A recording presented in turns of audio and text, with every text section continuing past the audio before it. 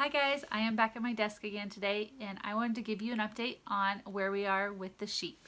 So I made a few phone calls this week and we are actually excitingly lined up for 10 hair sheep to come to our farm in July. So long story short, there is a couple farmers in the South Pole breeders that also raise Katahdin hair sheep, and we've been following along with them, seeing what their style of raising them is and stuff, and making sure that it aligns with our practices that we're going to have on the farm, meaning low inputs to the sheep and not babying them along, because that's our long-term plan. Is these sheep are actually going to be grazing behind our cattle, so they need to be able to withstand getting second pickings, and just we want hardy sheep, which is what we're getting, and I'm so excited. So the farmer that we're getting them from is actually Bruce Shanks. He owns Sassafras, I think it's Sassafras Valley Ranch, and it's in Bell, Missouri. So Ryan and I will be making a trip there at the end of July to pick up 10 hair sheep for sure. I think his breeds are actually Katahdin. I don't know if they aren't registered, I don't think. Forgot to ask him that on the phone. I was so excited that he actually had some available. I totally forgot to ask him the price. Ryan was like, well, what was the price? I was like, oh, yeah, probably should have asked him that. That's probably the biggest question to ask, besides if they're healthy sheep. But anyways, we've been following him for a while, and I like how he does no dewormers with his sheep, and they're kind of low maintenance flock. So I was like, no brainer to make I think it's going to be a 7-hour trip all the way there. But we're trying to figure out if we're gonna stay at my parents' in Kansas City area, or I have an uncle who has a lake house at Lake of the Ozarks. So I think we're gonna stay at the Ozarks and then go up the rest of the way and pick them up. But yeah, I'm so excited. What other details do I want to tell you guys? Yeah, so we are locked in to get 10 for sure.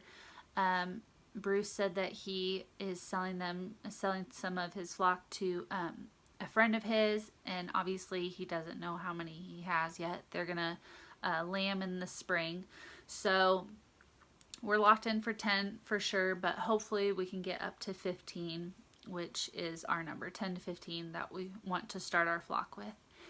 What else? I asked him on the phone if he had any recommendations for guard dogs, because I have been on Facebook. I'm like on a couple of guard dog pages just because I'm a nerd like that, and I just like seeing guard dogs. If you didn't know, I'm like a huge dog nerd. But I asked him if he knew anybody, because I have been asking on these pages and researching and stuff, and everybody says that you need to get a dog that comes from a working farm. They need to be born and be smelling sheep, hearing sheep, like from day one.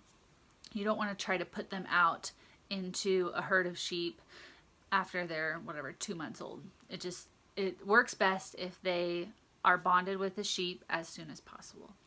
And the people that I was finding on Facebook, I was like, well, they have to come from a working family, working parents, and they would say, oh yeah, we have a hobby farm with a couple sheep, and I'm like, nope, I want best chance for this dog to bond with our sheep as possible, because they are going to be the ones that are protecting the sheep day in and day out. This little lady that we're gonna get is gonna be doing a lot of work for us, and we're really excited to have her. But anyways, Bruce had a friend that will be having a litter of puppies at the end of February, Mark, and so he's only 20 minutes away from him. He actually sells South Poles as well. So we're very excited to be able to go to both of their farms and kind of check them out, or at least see a couple of their cows, because I don't know, we're South Pole nerds as well. But yes, we are going to get a short-haired Great Pyrenees Anatolian Shepherd cross, and I asked him if he thought female or male was best, and I don't know. He said either way you're going to have a good protecting dog, but he said that maybe sometimes the females bond a little bit better because of motherly instincts. So I decided to go with a female for our first guardian dog. So yeah, I just wanted to, I guess that's the short and sweet of it. We have everything lined up, which is crazy. Like within, I don't know, 2 phone calls. We had another person that we were thinking about getting, well, both sheep and a dog from around here, around Kingman. But the sheep, I decided I wanted to go with Bruce's flock.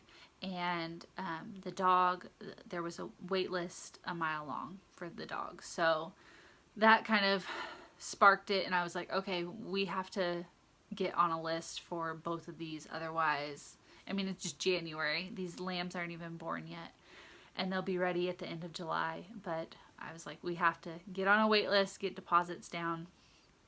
And now we do. So within a couple phone calls, we are lined up for sheep and for a guard dog. So I just wanted to share with you guys what the update was. The next big thing is making the mobile sheep barn, which Ryan and I have not started on yet. The mobile trailer is still in the shed, and it's just giving us eyeballs every time we go past it.